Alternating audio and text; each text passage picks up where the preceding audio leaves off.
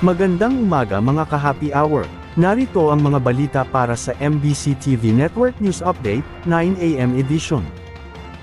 Dr. Solan, isinusulong gawing libre ang gamot sa diabetes hypertension.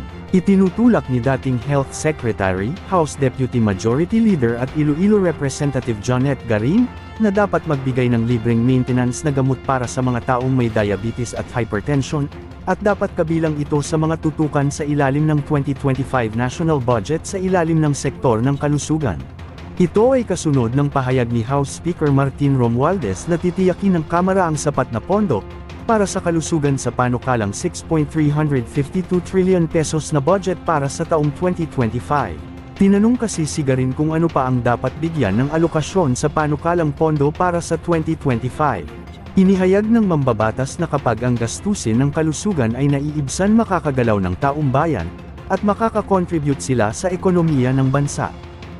Pinaalalahanan ni Garin ang publiko na isagawa ang malusog na pamumuhay, at iwasan ang mga hindi malusog na gawain tulad ng physical inactivity, paninigarilyo, at pag-inom ng alak.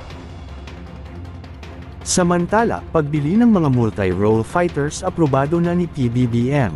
Inaprubahan na ni President Ferdinand Bongbong Marcos Jr. ang intensyon ng militar na bumili ng mga multi-role fighters, na layon palakasin ang defense capabilities ng bansa. Ito ang inihayag ni General Romeo Bronner Jr. sa isinagawang press con sa Campo Aguinaldo. Sinabi ni Bronner, inaprubahan ito ni Pangulong Marcos sa isinagawang First Quarter Command Conference. Sa ngayon wala pang desisyon kung saan bibilhin ang mga multi-role fighters. Inihayag ni Bronner na hindi sapat ang 12 units of FA-50s ng Philippine Air Force, kaya't kailangan pa na bumili ng 3 pang mga jet fighters na mas malaki, mabilis at mas lethal. Sa sandaling mabili na ang mga MRFs ang PAF, sa tulong ng kanilang radar system ay maaaring i-deploy para matukoy kung mayroong mga aircraft na lumilipad sa airspace ng bansa. Ang multi-role fighter ay asahan mag-augment sa kasalukuyang fleet ng 12 South Korean-made Mach 1.5 capable FA-50 jet aircraft. At yan ang mga balita para sa MBC TV Network News Update, 9 AM edition. Abangan ang mga susunod na balitaan mamaya, para sa 10 AM edition.